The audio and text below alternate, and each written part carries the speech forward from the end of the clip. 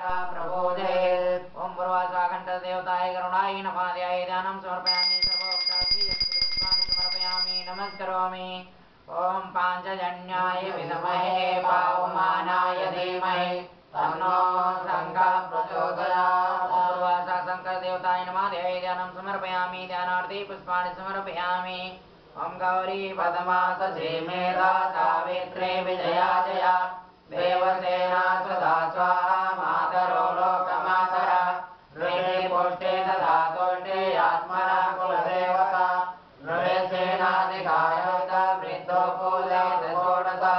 ओम पूर्वाचा कृतमातृदेवी नमः पितृदेवताभ्यो नमः इष्टदेवताभ्यो नमः ध्यानं समर्पयामि ध्यानार्थी पुष्पाणि समर्पयामि